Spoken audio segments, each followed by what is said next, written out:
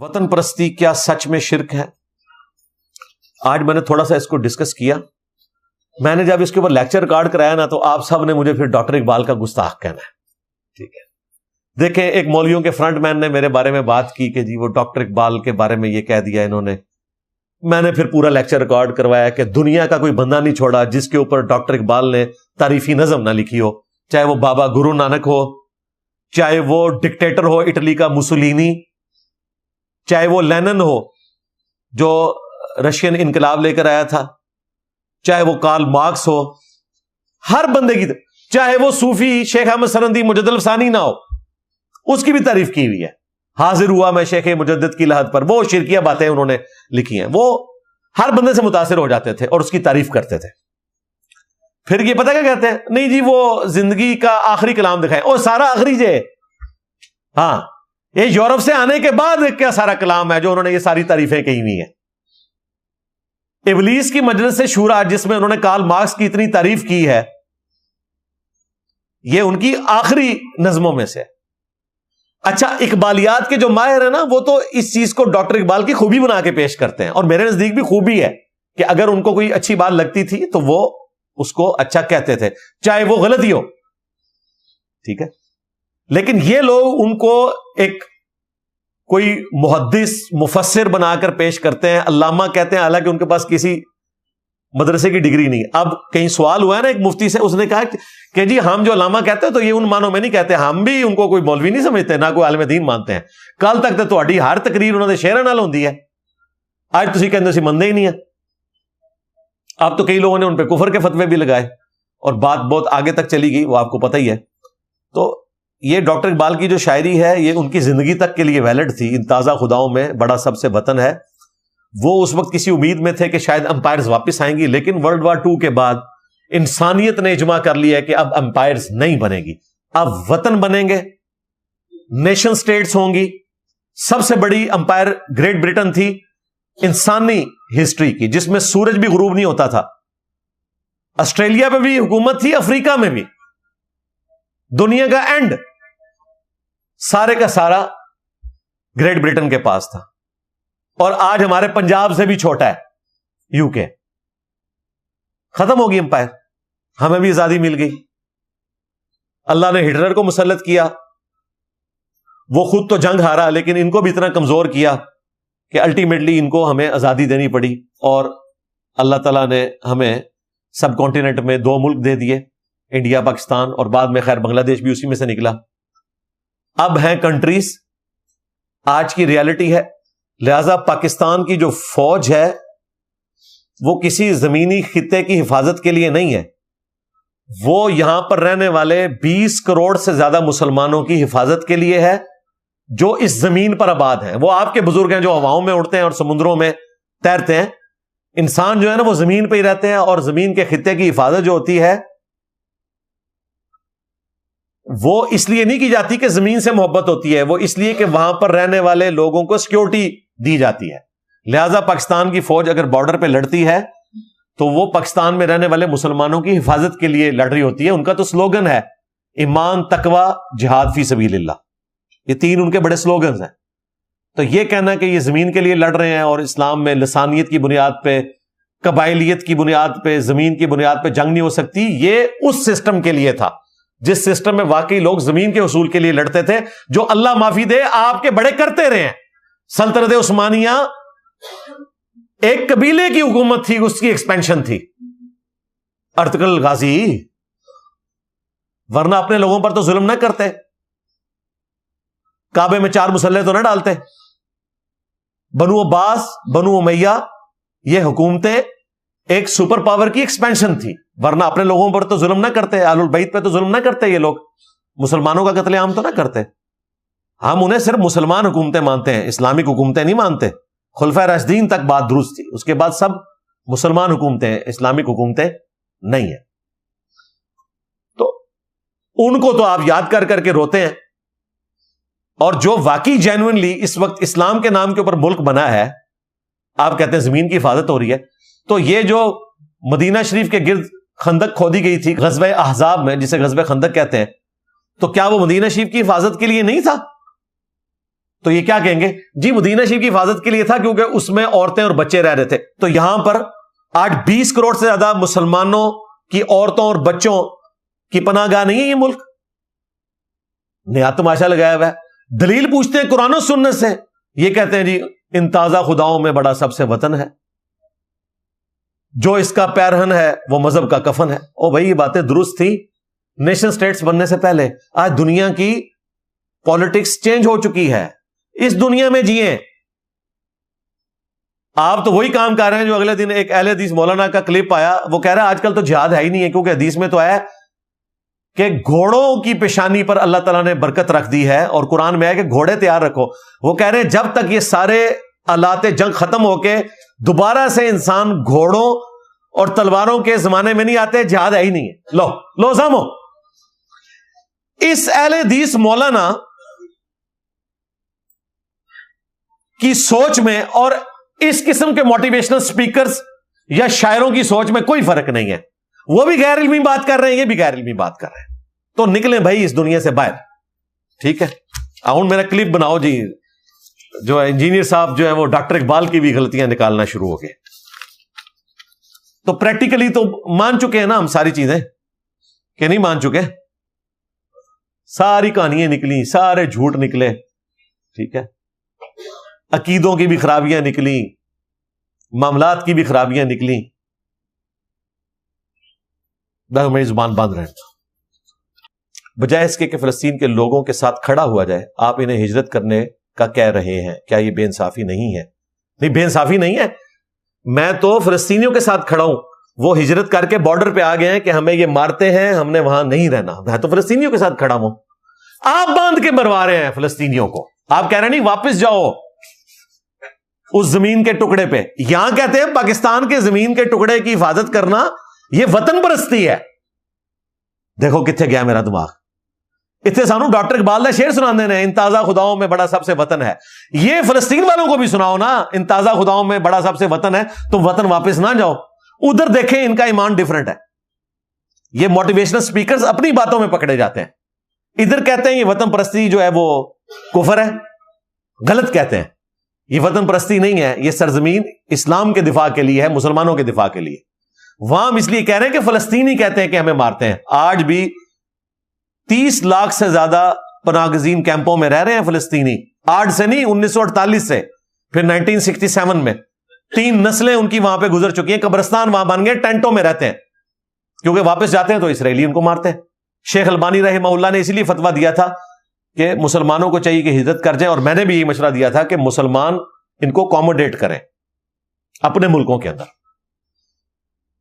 بلکہ مجھے رات کو تو کسی نے ایک ویڈیو بھیجی ہے, وہی موٹیویشنل سپیکر صاحب کی.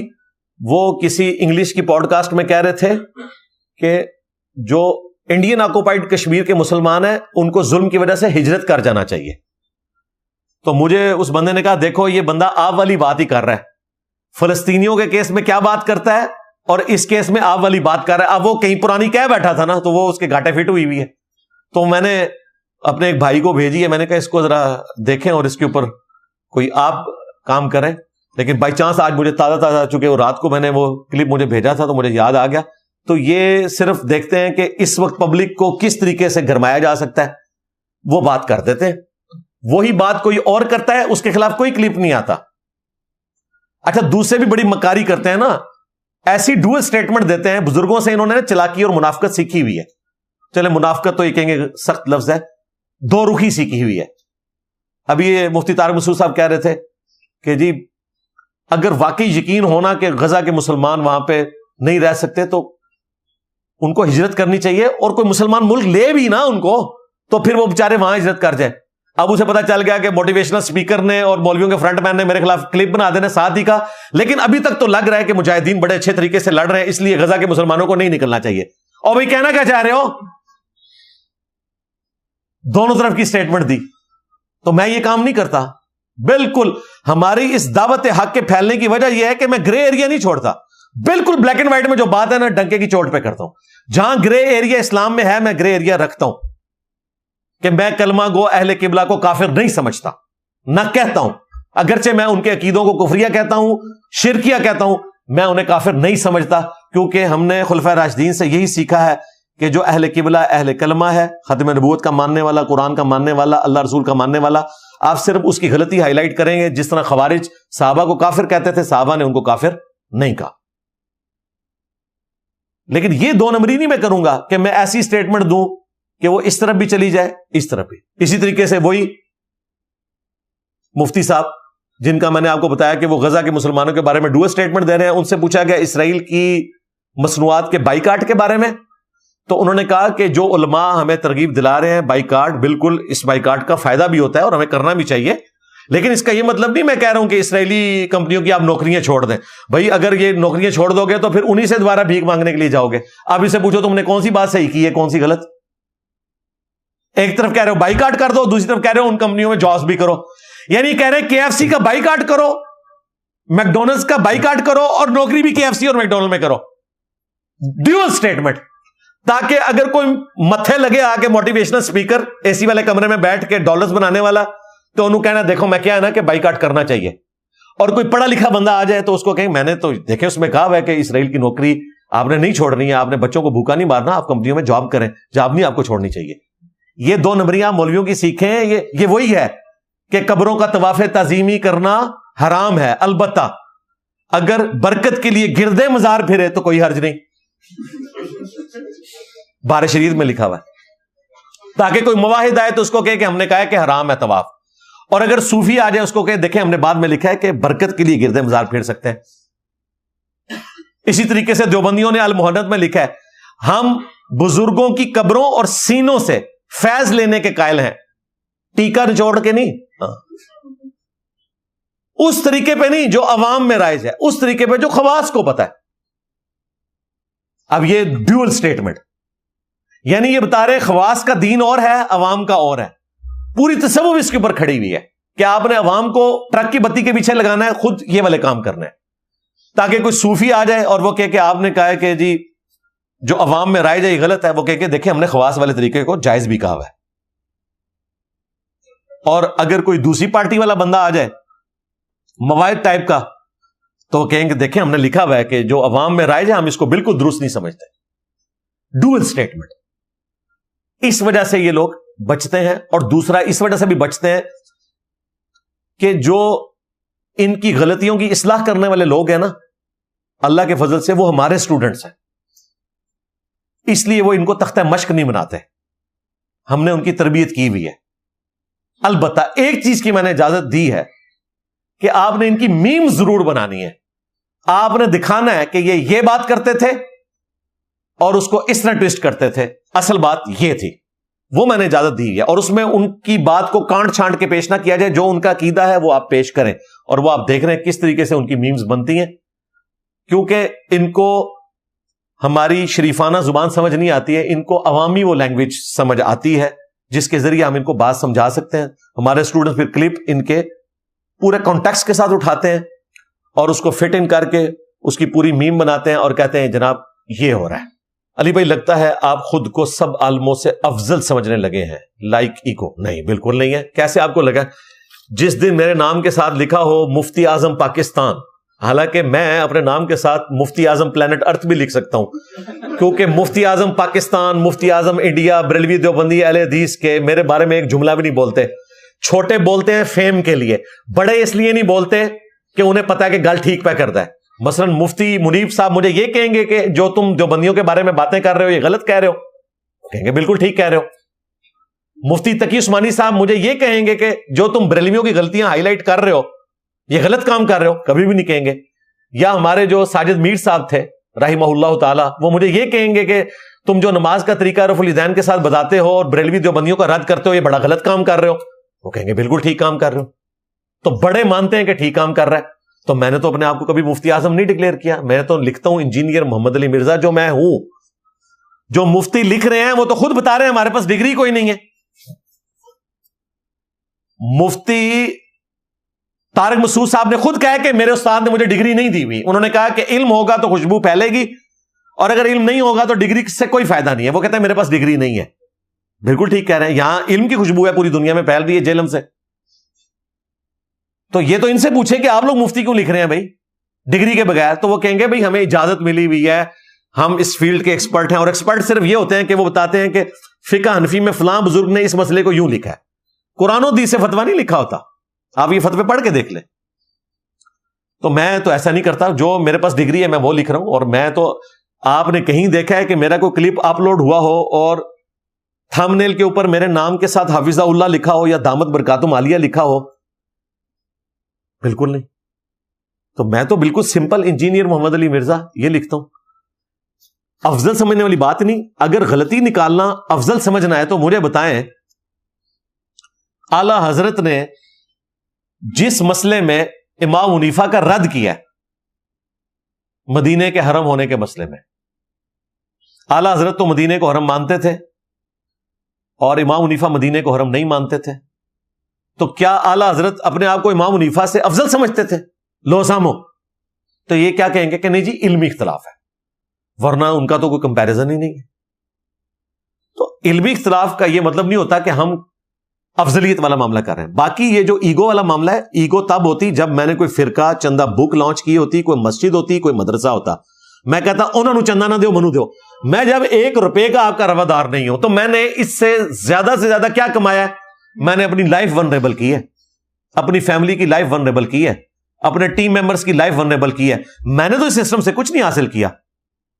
نہ میں نے کوئی جداد بنا لی, نہ کوئی چندہ بک بنا لی. تو مجھے بتائیں وہ کون سا بینیفٹ ہے جو میں اس سے حاصل کر رہا ہوں؟ ایک بینیفٹ بتائیں جو میں نے اس سے حاصل کیا ہو. الٹا میں ان ساروں کے نام جو ہے وہ احترام سے لیتا ہوں. یہ تو لانتی سمجھتے ہیں, ایک دوسرے کو کافر سمجھتے ہیں. تو کوئی اللہ کا شکر ہے میں اپنے آپ سے ان کو افضل نہیں سمجھتا. ہاں یہ ضرور ہے کہ میں اپنے سٹوڈنٹس کو ان سے افضل سمجھتا ہوں, یہ بات صحیح ہے. کیونکہ ہمارے جو سٹوڈنٹس ہیں انہوں نے رسول اللہ کی محبت میں صلی اللہ علیہ وآلہ وسلم اپنے بزرگ بابوں کو چھوڑا ہے.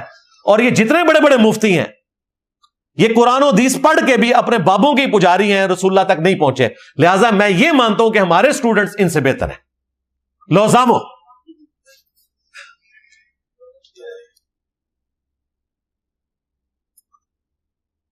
آپ کی باتوں سے لگتا ہے کہ آپ ہر بات میں کرتے ہیں. تو نہیں ہو سکتی نا بھائی. ہاں میں ہی کہوں گا. تو جھوٹا الزام ہے. اگر میں کہوں کہ جی مفتی تقی عثمانی صاحب نے فرمایا کہ رفع الیدین کے ساتھ نماز پڑھنا سنت ہے, میں جھوٹ بولوں گا نا.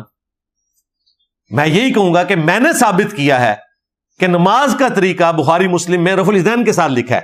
یہ میں تو نہیں کہہ سکتا کہ مفتی منیب الرحمان تم نے ثابت کیا ہے, وہ تو نہیں ثابت کر رہا. تو جو بات میں آپ کے سامنے رکھوں گا وہ میں سے ہی رکھی جاتی. دنیا میں ایسے ہی ہوتا ہے بھائی. جب آپ کی شادی ہوتی ہے تو آپ یہ تو نہیں کہتے کہ اس کو قبول ہے, آپ کہتے ہیں مجھے قبول ہے. شادی آپ کی ہو رہی ہوتی ہے. تو جو بات میں نے کہنی ہے تو ووکیبلری میں کہنا کو برا ہے؟ میں تو نہیں ہے بھائی, جو میں نے کیا ہے میں وہ بتاتا ہوں. ٹھیک ہے, اگر میں نے چندہ بک نہیں بنائی تو میں یہی کہوں گا نا کہ میں نے چندہ بک نہیں بنائی. میں یہ کیسے کہہ دوں کہ مفتی منیب صاحب کی کوئی چندہ بک نہیں ہے, مفتی تقی عثمانی صاحب کی کوئی چندہ بک نہیں ہے؟ میں یہی کہوں گا نا کہ میری نہیں ہے, ان کی تو ہے نا بھائی. وہ ہمارے شیر افضل مروت نے کہا تھا یہ اپنی گاڑیاں بیچے اور جائے اسرائیل, کوئی نہیں گئے. الٹا مولویوں نے کہا آپ نے ایک عالم دین کی توہین کر دی ہے. یعنی ان سے اگر یہ کہہ دیں کہ آپ جو لوگوں کو مشورے دے رہے ہیں خود کریں تو کہتے ہیں توہین ہوگی ہے. تو بھائی جو میں بات کروں گا وہ میں سے ہی ہوگی نا. آپ جب آپس میں بات کرتے ہیں اپنے ماں باپ سے, بیوی بچوں سے, تو آپ تو کر کے بات کرتے ہیں یا میں کر کے کرتے ہیں؟ اپنی بات کو میں کے ذریعے آگے رکھا جاتا ہے نا. ہاں اگر ہم کہیں اپنی ذاتی رائے کو یہ کہیں کہ یہ قرآن و حدیث پر مقدم ہے تو آپ ہم پہ 4 تکبیریں اسی دن پڑھ دیجئے گا. ہم یہ کہتے ہیں کہ قرآن و سنت میں یہ لکھا ہے, اب اسے ڈسکور جب میں نے کیا ہے تو اس کا کریڈٹ میں لوں گا. بھائی آپ کو صدیوں سے یہ بتا رہے تھے کہ بغلوں میں بت رکھ کے آتے تھے, رفع الیدین ہوتا تھا.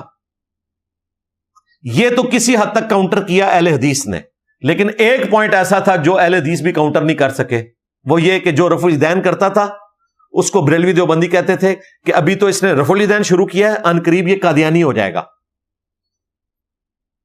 آج تک کوئی اہل حدیث سے کاؤنٹر نہیں کر سکا تھا. تو میں نے بتایا, اہل حدیث نے نہیں بتایا, یہ میں نے بتایا کہ قادیانی تو حنفی ہیں, حنفی بریلوی, حنفی دیوبندی, حنفی قادیانی. جب یہ میں نے ایکسپلور کیا تو کریڈٹ میرا ہے. مجھے بتائیں مجھ سے پہلے کس نے کہا ہے کہ قادیانی جو ہیں حنفی ہیں؟ صرف قادیانیوں نے کہا ہوا ہے کہ ہم حنفی ہیں بس. اب ہم بتا سکتے ہیں کہ مندے بھیجے کہ تھوڑے ہی پر آ جائے. ہاں تو میری زبان نہ کھلوایا کریں. وہ طارق جمیل صاحب نے کہا نا کہ یہ کہتا ہے چشتی دجال، تھانوی دجال. کیوں کہتا ہے؟ تو میں نے بتا دیا کہ بھائی بخاری مسلم میں حدیث ہے قیامت سے پہلے 30 جھوٹے دجال آئیں گے. مجھے 30 کی گنتی چاہیے. آپ کی گنتی جو ہے وہ مسلمہ کذاب سے شروع ہوتی ہے، دوسرے نمبر کے اوپر آپ اسود کو لے کے آتے ہیں، تیسرے میں وہ سجا کو لے کے آتے ہیں. یہ دونوں تو مسلمان ہو گئے تھے، توبہ کر لی تھی، لہذا یہ تو فارغ ہو گئے. چوتھے پہ غلام احمد قادیانی. 4 بندے حالے تک تسی ثابت کر سکے ہو پوری امت جنہوں نے دعوی نبوت کیتا ہے. او 3 سن کتنے گئے؟ او اگے پیچھے ویکھو اوہی نہ ہونا. ہاں جنہوں نے میں پہ کہنا وا لو سامو او میں 30 کی گنتی اپنے نبی کی پوری کر رہا ہوں. اللہ کے بندو تہاڈی گنتی 4 دے آگے ختم ہو گئی، وہ بھی 2 مسلمان ہو گئے سن. تو منو مجبور کر دے ہوتے، پھر میں تو 3 دی گنتی پوری کرنی ہے نا. کتنے لکھے ہے بھائی؟ بخاری مسلم دونوں میں لکھا ہے 30 جھوٹے دجال پیدا ہوں گے. اور ترمذی ابو داؤد میں آگے الفاظ ہے انا خاتم النبیین لا نبی بعدی، میں خاتم النبیین ہوں، میرے بعد کوئی نبی نہیں ہے. تو منو چھیڑ دیو تو پھر میں تو پتہ ہے میں چھڑدا نہیں ہے. آپ دیکھیں یہ بھی وہ جو گالیاں دینے والی سرکار ہے وہ انشاءاللہ تعالی میں یہ جنگ سے نکل لوں. یہ سارے مولویوں کی میں نے لسٹ بنائی ہوئی ہے کس کس کے میں نے ریبٹل کرنے ہیں. ابھی کافی سارے جو ہیں وہ پڑے ہوئے ہیں، ان کو میں نے ریبٹل کرنا ہے. تو اس گالی والی سرکار نے پچھلے دنوں کوئی فیصلہ آباد میں جلسہ کیا ہے، وہاں پر انہوں نے کوئی اسٹوڈنٹ کھڑا ہوا ہے. اب پتہ نہیں میرا اسٹوڈنٹ تھا یا نہیں، بل میرے کھاتے میں انہوں نے ڈالا ہے. تو پہلے اس کو اجازت دی ہے انہوں نے کھڑے ہو کر سوال کرنے کی. میں تو اس چیز کو بدتمیزی سمجھتا ہوں کہ ڈیکورم میں آپ بیٹھے ہوئے ہیں تو آپ کھڑے ہو کر وہاں سوال کریں، چاہے وہ ہمارا اسٹوڈنٹ کسی جلسے میں کرے یا یہاں پر کوئی کرے. یہ غلط ہے. جب ایک آنر والا طریقہ ہے کہ لکھ کر کریں. ہاں اگر عالم دین خود اجازت دے دے پھر آپ کریں. تو اس کیس میں وہ کھڑا ہوا تو اس نے پھر اس کو پہلے بٹھایا، پھر کہا کہ نہیں چلو آج پھر اس طرح جلسہ ہو گئے. پھر انہوں نے ان کو سوال کرنے کی اجازت دی اور پہلے تو وہ پیار محبت سے شروع ہوئے. ابھی بات پوری نہیں، وہ آگے سے آیت پڑھ رہا تھا، ان کو غصہ آ گیا اور پھر وہ جو انہوں نے بکواسیات ارشاد فرمائے ہیں وہ آپ نے دیکھ لی ہے. وہ پھر گالیوں کے اوپر اتر آئے اور پھر دھمکیاں لگانا شروع کر دی. اور خود ہی اپنی ایک ویڈیو میں کہہ رہے تھے کہ جب کوئی سوال کرے اور اگلا بندہ تپ جائے تو آپ سمجھ لیں اس کے پلے کوئی شے نہیں ہے. اب لوگ اس کا وہ کلپ چلا رہے ہیں اور ادھر اس کی گالیاں دکھا رہے ہیں اور کہہ رہے ہیں دیکھ لو. یہ خود اپنے بارے میں ہی کہہ رہا تھا. میرا موقف یہ ہے کہ ڈیکورم فالو ہونا چاہیے. یہاں پر بھی اس طرح کوئی کھڑا ہوتا ہے تو ہم اس کو کہتے ہیں بھائی بیٹھ جائے، اور اگر آپ نہیں بیٹھیں گے، آپ زبردستی کریں گے، پھر آپ اکیڈمی میں نہیں بیٹھ سکتے. کیوں؟ آپ یہاں سوال کی پرچی لے کر آئے ہیں، جواب میں دوں گا، میں پابند ہوں جتنی بھی ٹائم میں کور ہو جائیں. باقی جو رہ جاتی ہیں وہ ہم سٹور کر لیتے ہیں، وہ اگلے پبلک سیشن میں کور کر دیتے ہیں یا اس سے اگلے میں کر دیتے ہیں ترتیب کے ساتھ. لیکن اس طرح جب ہر بندہ اٹھے گا اس میں کوئی مسئلہ نہیں ہے. میں پہلے اس طرح لیتا رہوں، کئی سال میں نے 1-to-1 کوسچن لیے ہیں، لیکن اس میں نقصان یہ ہوتا ہے کہ چند لوگوں کے آپ سوال لے سکتے ہیں، باقیوں کے رہ جاتے ہیں، اور پھر سوال در سوال شروع ہو جاتے ہیں، پوری ڈاکٹرن چھیڑنی شروع ہو جاتی ہے. اس سے میں نے نجات حاصل کرنے کے لیے اینڈ رزلٹ یہ نکالا کہ میں ہر ٹاپک کے اوپر 2-2 3-3 گھنٹے کی تفصیلاً ویڈیوز ریکارڈ کروا دوں. آپ اس میں سے کلپ کاٹیں اور جواب خود دے دیں، بجائے یہ کہ میں ایک بندے کے ساتھ کرتا رہوں، اگلی دفعہ پھر وہی بندہ پرچی لے کے کوئی اور بندہ اس طرح کی پرچی لے کے آ جائے پھر اس کے ساتھ ہو. تو یہ ایک ڈیکورم فالو کرنے کے لیے کرنا ضروری ہوتا ہے. باقی تو میں نے اتنی ویڈیوز ریکارڈ کروائی ہیں، انہی کی وجہ سے تو آپ یہاں بیٹھے ہوئے ہیں اللہ کے فضل سے. مجھے سن کے آپ یہاں نہیں بیٹھے ہوئے بلکہ ویڈیوز میں دیکھ کر یہاں ڈائریکٹ سننے کے لیے آئے. تو اس میں نے سارا مقدمہ رکھا ہے. پچھلے دنوں مفتی اکمل صاحب نے جو بات کی، میں نے تفصیلاً سماع موتا کا عقیدہ بیان کیا، اور دیکھیں ہمارے اسٹوڈنٹس نے اسی میں سے کلپ کاٹ کے گالیوں والے مفتی صاحب کی باتوں کا جواب دیا. انک لا تسمع الموتى، اور سماع موتا میں وہ کلیب بدر والا جو واقعہ میں نے پورا بریف کیا تھا. حالانکہ میں نے اس کو جواب نہیں دیا تھا، میں نے مفتی اکمل صاحب کو دیا ہوا تھا، لیکن وہ فٹ ان بیٹھتا ہے. وہ 50 بندے، مجھے پتا ہے میں خود صوفی رہا ہوں، ان کے پاس کون سی 8-10 باتیں ہیں جو انہوں نے کرنی ہوتی ہیں. ہر عقیدے میں کوئی 8-10 انہوں نے دلائل رکھے ہوئے ہیں، کچھ مضبوط ہوتے ہیں، کچھ کمزور ہوتے ہیں، کچھ کا انہوں نے مطلب بدلا ہوتا ہے. جو مضبوط ہیں ہم ان کو مانتے ہیں، اور جو انہوں نے مطلب بدلا ہوتا ہے ہم اصلاح کر دیتے ہیں. اب آپ نے یہ نہیں کہنا کہ یہ میں ہم کیوں کر رہے ہیں. آپ تو میں نہیں کر سکتا، میں ہی کر رہا ہوں تو میں ہی کہوں گا نا. ٹھیک ہے نا، مہربانی کرے. میرا خیال ہے اس کے اوپر ہم اکتفا کرتے ہیں. ابھی کچھ پرچیاں باقی ہیں لیکن ان کو ہم انشاءاللہ نیکسٹ ویک کے لیے ٹرانسفر کر دیتے ہیں. کافی سارے بھائیوں نے بہنوں نے دعاؤں کے لیے کہا ہوا ہے, اینڈ پہ ہم دعا بھی کر لیتے ہیں. وسیلہ اور توسل کے طور پر یہ دعا کی جاتی ہے, یہ سنت ہے. اللہم انی اسألک بأنک انت اللہ لا الہ الا انت الاحد الصمد الذی لم یلد ولم یولد ولم یکن له کفوا احد وإلہکم الہ واحد لا الہ الا هو الرحمن الرحیم الف لام میم اللہ لا الہ الا هو الحی القیوم اللہم صلی علی محمد وعلی آل محمد ربنا آتنا فی الدنیا حسنہ وفی الآخرة حسنة وقنا عذاب النار رب ارحمہما کما ربیانی صغیرا ربنا هب لنا من ازواجنا وذریاتنا قرة اعین وجعلنا للمتقین اماما اللہم اغفر لحینا ومیتنا وشاہدنا وغائبنا وصغیرنا وکبیرنا وذکرنا وانثانا اللہم من احییتہ منا فاحیہ علی الاسلام ومن توفیتہ منا فتوفہ علی الایمان. اے اللہ جن جن بھلائیوں کا سوال تیرے محبوب صلی اللہ علیہ وآلہ وسلم نے تجھ سے کیا, ہمارے حق میں, ہمارے ماں باپ کے حق میں, ہمارے بیوی بچوں کے حق میں, پوری امت کے حق میں قبول و منظور فرما. اور جن جن چیزوں کے شر سے تیرے محبوب علیہ السلام نے تیری پناہ طلب کی, تمام مسلمانوں کو ان چیزوں کے شر سے اپنی پناہ عطا فرما. اے اللہ خصوص بالخصوص فلسطین کے مسلمان, کشمیر کے, انڈیا میں, چائنا میں, یمن میں, عراق میں, شام میں, افغانستان میں, پاکستان میں, جہاں کہیں کس پرسی کی زندگی گزار رہے ہیں, غیب سے ان کی عزت آبرو جان و مال کی حفاظت فرما. اے اللہ تمام مسلمانوں کی تمام نیک دلی جائز دعاؤں کو اپنی بارگاہ میں قبول و منظور فرما. تمام بیماروں کو شفا عطا فرما. جو لوگ بے اولاد ہیں انہیں ایسی اولاد نصیب فرما جو ان کے لیے صدقہ جاریہ بنے. اے اللہ ہمیں قبر و آخرت کی تیاری کرنے کی توفیق عطا فرما. مدینہ شریف میں ایمان و عافیت کے ساتھ موت, بقیع غرقد میں مدفن اور جنت الفردوس میں اپنے محبوب صلی اللہ علیہ وآلہ وسلم کا پڑوس عطا فرما. سبحان ربک رب العزت عما یصفون وسلام علی المرسلین والحمد للہ رب العالمین وصلی اللہ علی النبی الکریم وعلی آلہ واصحابہ اجمعین الی یوم الدین. آمین.